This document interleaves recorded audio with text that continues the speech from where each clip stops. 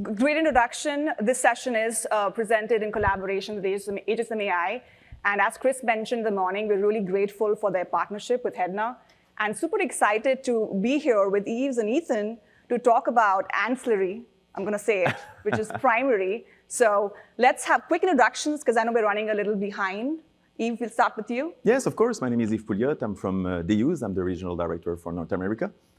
Previously in the hospitality and also with Booking.com. I have a lot of friends here today. Awesome. Ethan? And my name is Ethan Wiseman. I lead products management for the distribution space at Hospitality Solutions. Great. And fun fact, Ethan just won an award, by the way, for Rising Tech Star. So congratulations on that. Thanks. I appreciate it. Yeah. OK. Quick shout here. HSMAI does an amazing job. Similar to HEDNA University, they have a lot of resources to upskill yourselves, a lot of certifications that you can go log in and upskill with your functions in commercial and revenue leadership. A lot of events that they also host. I have a quick recap of that coming up. And industry research, so playbooks like the one that we're talking about here on ancillary revenue and how you can really use those tactics, go back and implement that for your hotels. So quick recap of all the events that HSMAI is hosting. So we have the Adrian Awards, which is a celebration of all of the digital and sales and marketing efforts being put in by hoteliers, which is in February in New York, the Mike Cleveland Leadership Conference in March in LA, and then obviously the HSMAI, previously known as ROC, but the Commercial Strategy Conference that's in June in San Antonio. So before we go in, please get your phones out. We do want interaction and engagement in our session too, and yes, you will get lunch after that.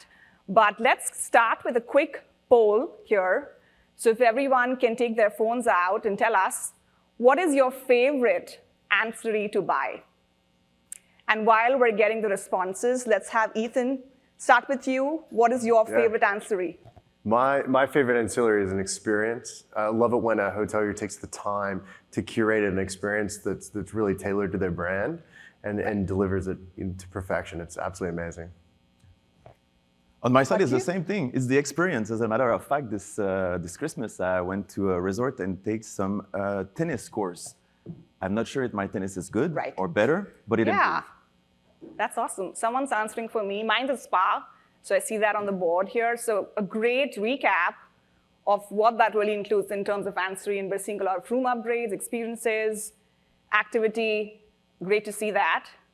So let's dive in. So kind of what we saw here on what the definition of ancillary is. I don't need to go into it, but it's pretty much anything, speaking of attribute-based selling, day usage as a segment, and also experiences that we spoke about. So that's primarily the ancillary scope.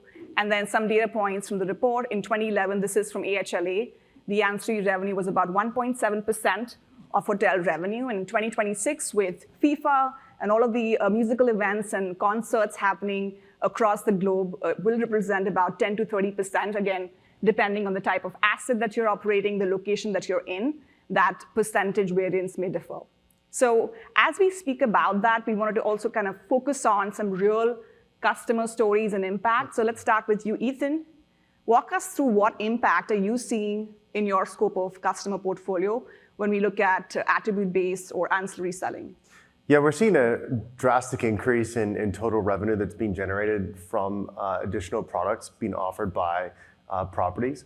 So we've seen up to a 6x delivery of revenue increase over a 6-month trailing period, so a significant amount.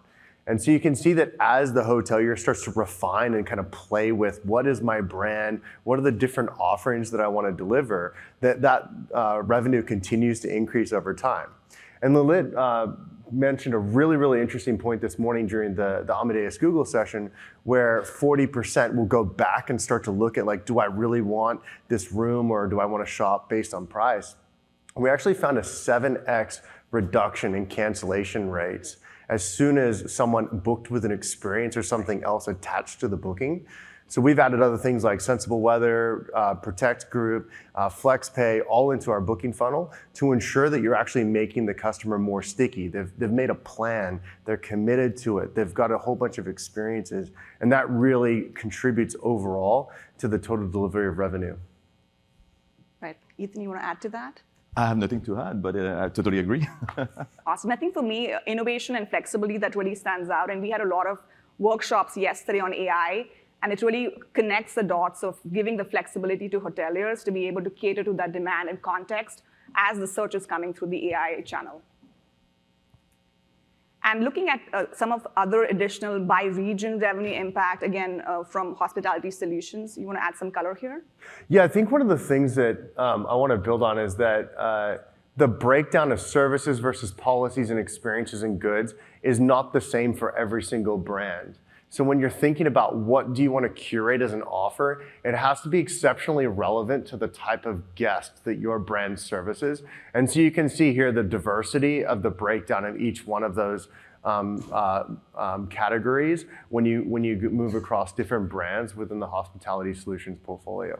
Yeah, absolutely. If I may go back to my tennis example, to the tennis example, actually the most important thing is to be searchable and bookable. Sometimes they will not make the buying decision right away. For example, on my side, I look to make sure that this hotel was offering tennis, but I didn't book in advance. I just know it exists. Right. And then once I was on property, I converted. So making sure that, in fact, packaging and putting this on the shelf helps you sell it, for sure. Right. And I think one point here to kind of highlight is how the mix of the SKU really differs by the location and the asset operational style, right? So we can see the difference here in terms of services being green and how that kind of varies across the portfolio here. So another poll question for all of us here, what revenue potential does the day use segment represent? So shifting gears a bit on the day use segment, and what do you think is the closest in terms of the revenue number here? And this is global in USD. So if any parents in the audience, 6, 7, 4, 1, and 6 billion. Those are the options here. That was a setup, right? That was a setup. I don't know if they got it. They're sleepy, I think. Okay, there we so go. We're getting some live responses here. Okay. Couple more coming in. You want to take this one, Yves? Yes, of course. Actually, I was even myself surprised with the size of the opportunity. But it looked like it's $6 billion. It's an outside source, so we trust it, but it's for sure much more than 41 and 67 million dollar. Awesome. I think that leads us to the question of who are these guests who are using day usage, and what does that persona actually look like? So quick poll here. From the options, what do you guys think? Who are these people who are using the day usage segment? Hey. We have 2 on our stage. Was it before a Taylor Swift concert? Yeah, definitely. All right. So yeah, this was an easy one. Let you. Yes, of course, all of the above. And I have a couple of conversations this week with many of you, and it looked like the day usage persona who are using the room during the daytime is kind of a strange beast. We don't really know. I can tell you it's not much more different than the people that use it at the nighttime. Maybe the difference is they're much more local and much more oriented toward the experience. So this is where also the ancillary get into the equation. We actually have 3 main segments for the day usage. I will say at day use, but I guess it's for our competitor as well. The first one is the most obvious one. It's the transit. So anyone that is going to a cruise will want to spend the day near the cruise terminal and then hop on the cruise and have some fun. Of course, the airport, you're traveling, you have a long leg, or you are taking the red eyes. I remember back in the days when I was at Booking, I was going often at Amsterdam. I asked over and over, can I have my room early? Every time it was upon availability, but guess what? I never had it. So I always arrived Monday morning at the Amsterdam office in my old suit and not refreshed. So, and they had actually a good occasion. Instead of saying upon availability, couldn't they say, we'll confirm 48 hours in advance and it's $100? I would have paid. So maybe food for thought.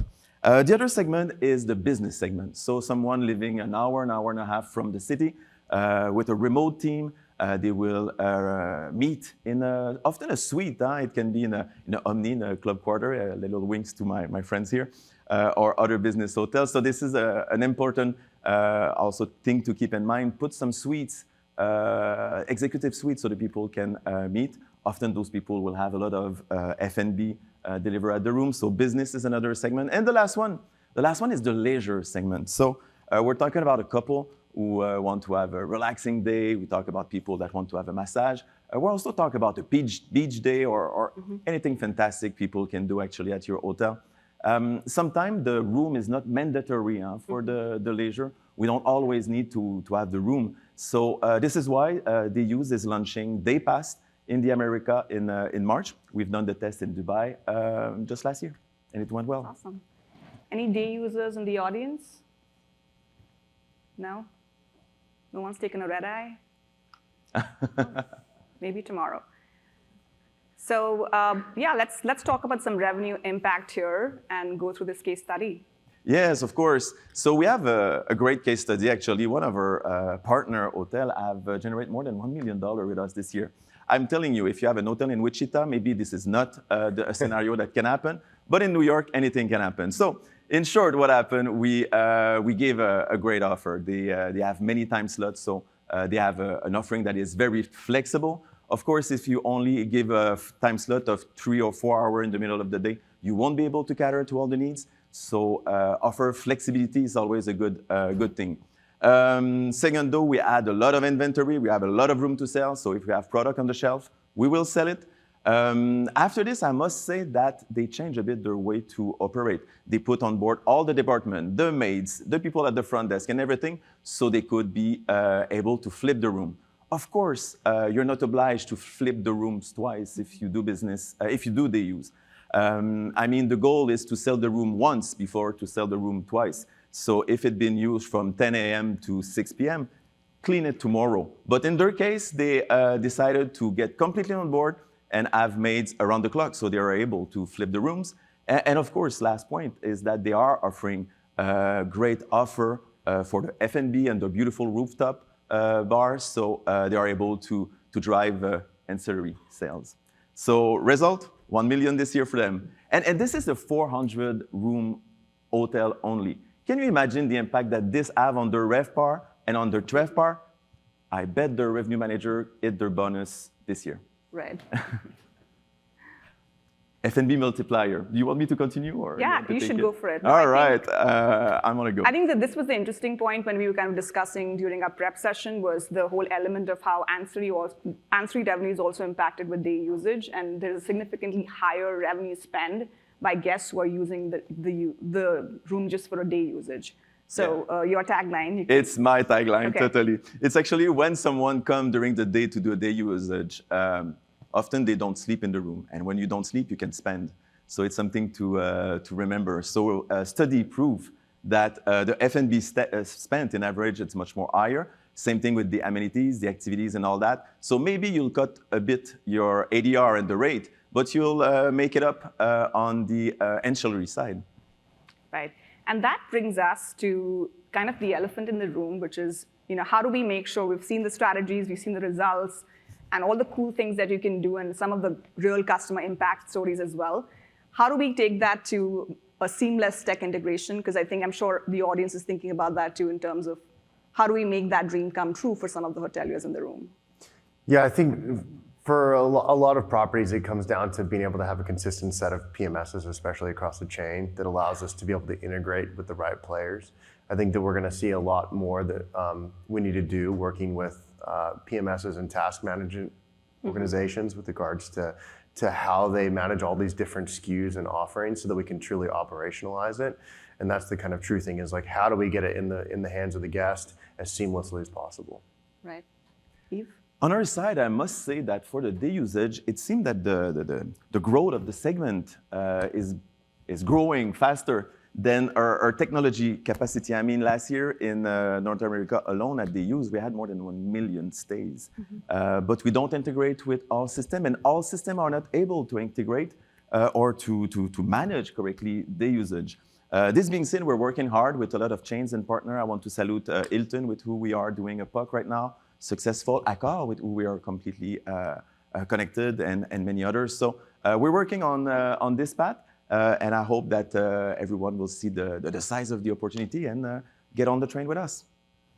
Awesome. Thank you so much. And did want to show the code to download the Ancillary Revenue Playbook from HSMAI. This is actually a paid playbook, which is for about $300, but it's complimentary for all of the attendees today. So make sure you grab the code to get this playbook. And again, like I said, a lot of strategies and action that you can kind of go back to your properties and implement.